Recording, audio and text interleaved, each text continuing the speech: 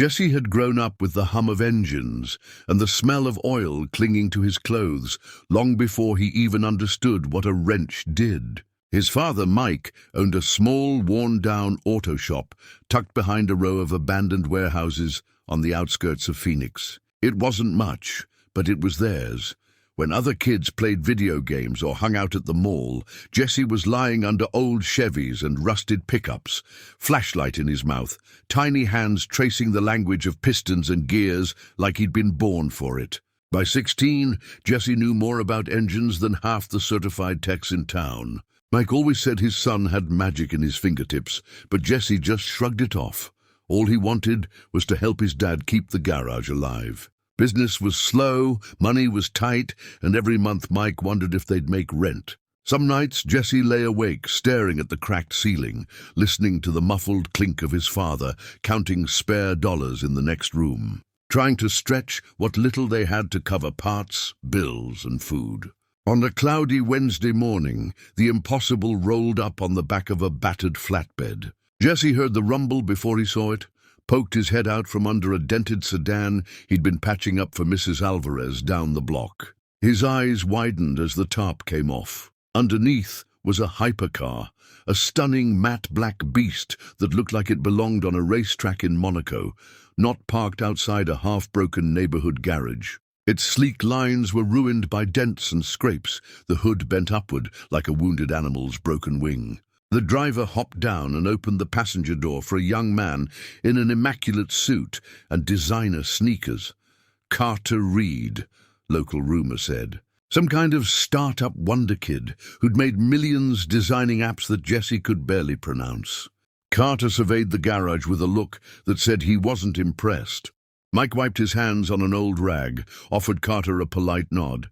Jesse stayed half-hidden behind the sedan, curiosity burning through him like wildfire.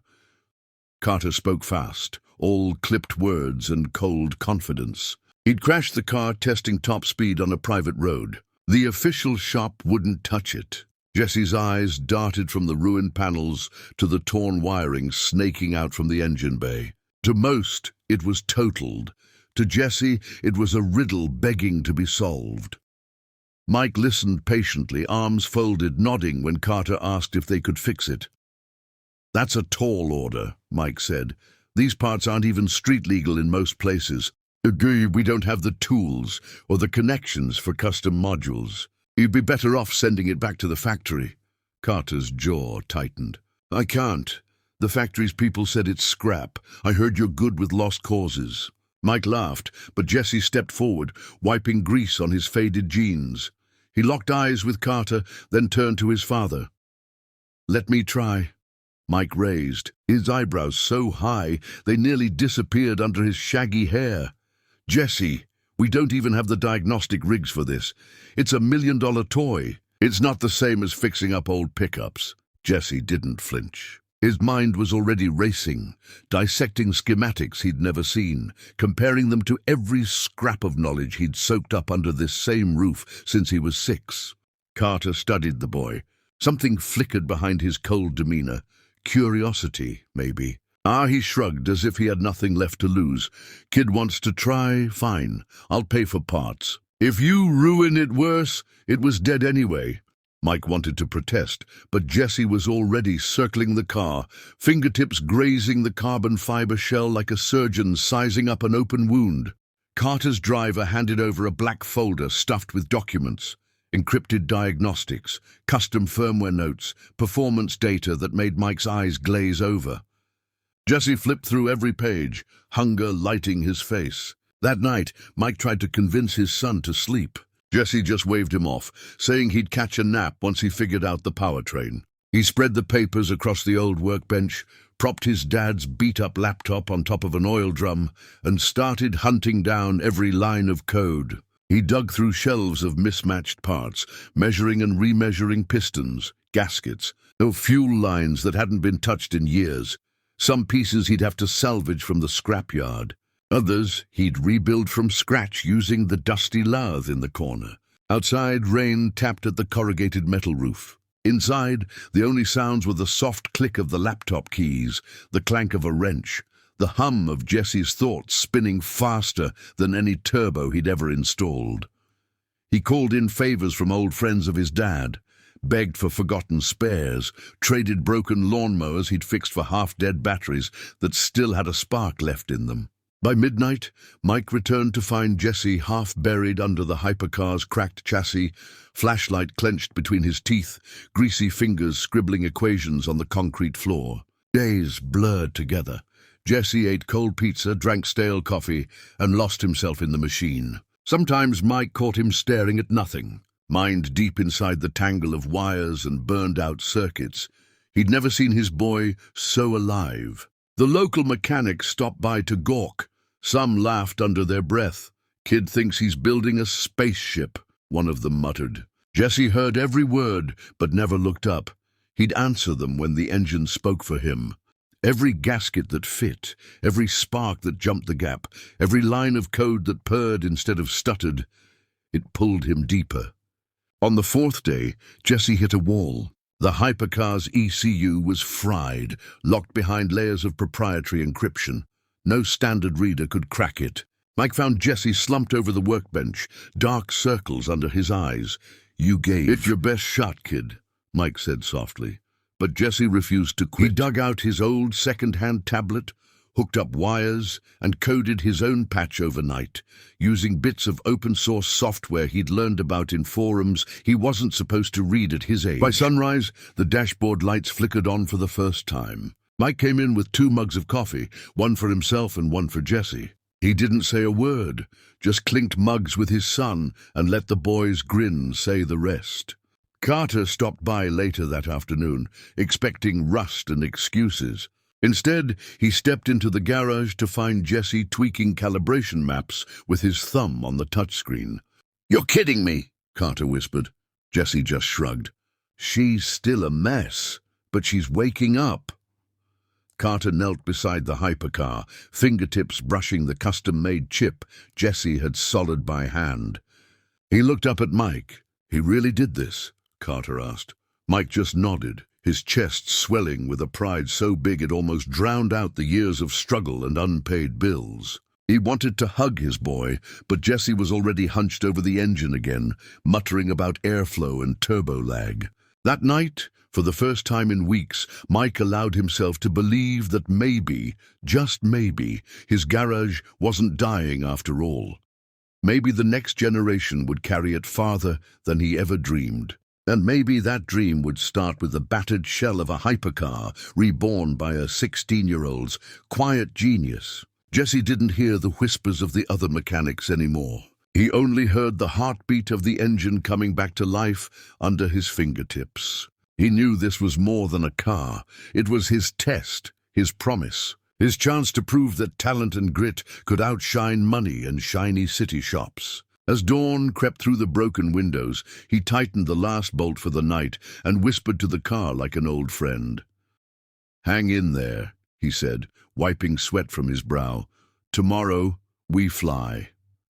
And somewhere outside, the town was starting to talk. By the time Jesse finally crawled into his narrow cot that night, the faint echo of the hypercar's new heartbeat pulsed through his dreams. He could see the lines of code behind his eyelids, hear the hum of the fuel pump like a lullaby. Dawn broke too soon. Mike found him already back under the hood, one hand wrapped around a cold energy drink, eyes red but burning with determination.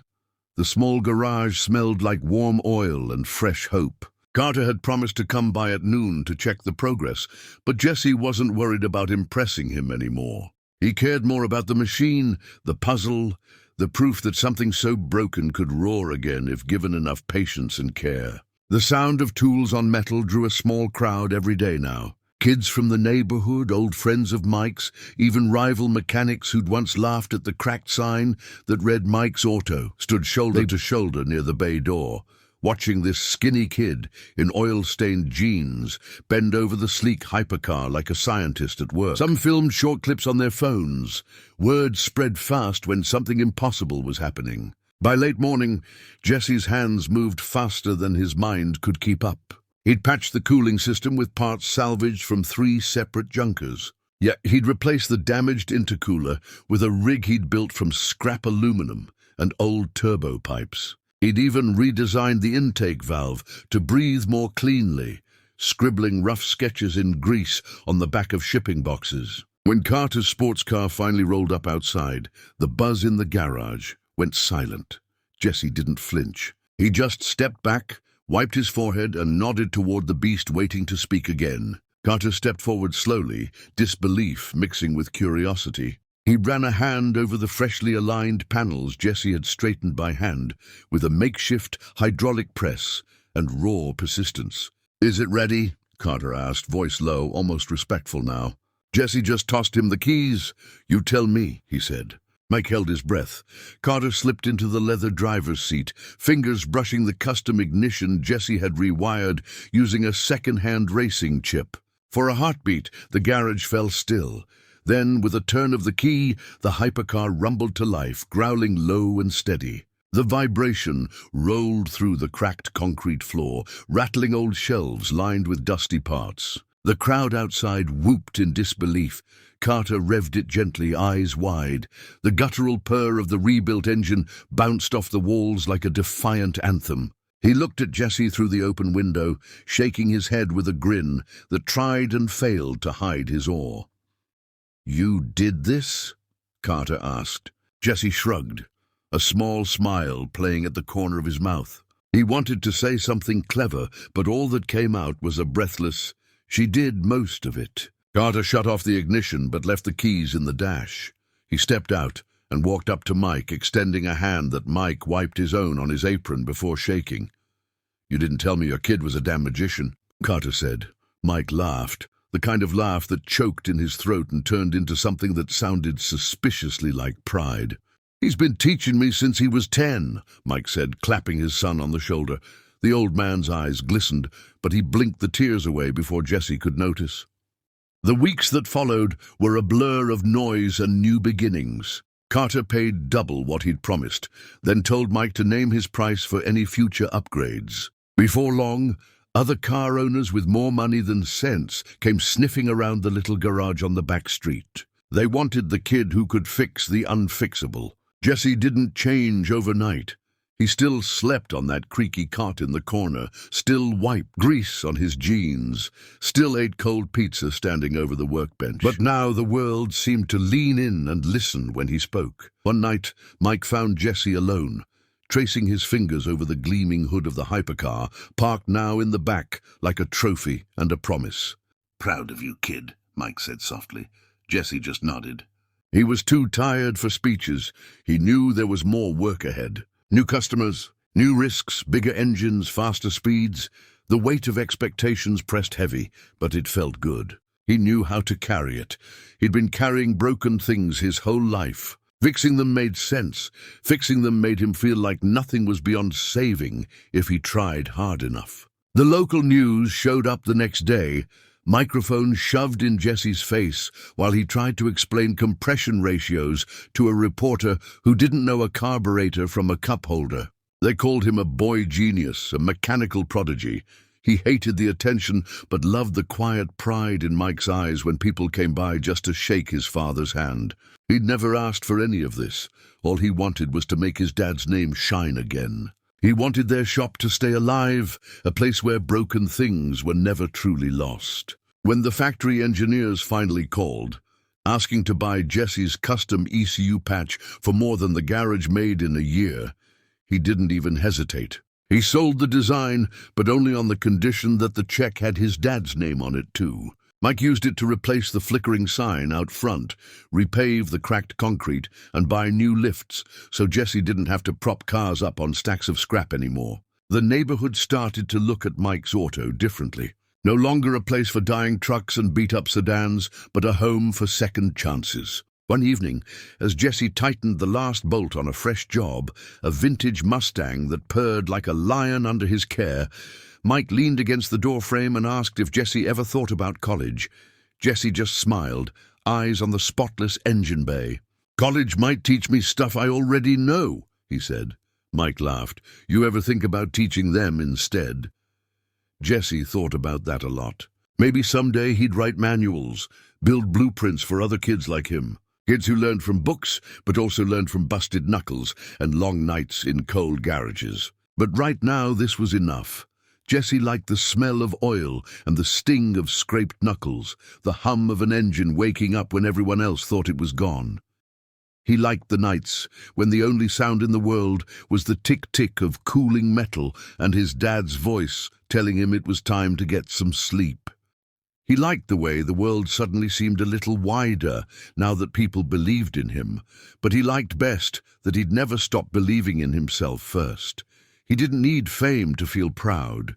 He just needed a reason to get up every morning and pick up a wrench. Sometimes, when he closed the shop door at night, he'd catch his reflection in the spotless hood of the hypercar and see not just himself, but every scraped knee, every burnt finger, every long night hunched over something broken that no one else thought was worth saving. And in that reflection, he didn't see a genius. He saw a boy who fixed things because it was the only way he knew how to live, because every bolt tightened, every gasket sealed, every engine roar was a promise that nothing, not even a kid from a half-forgotten garage, was too broken to run again.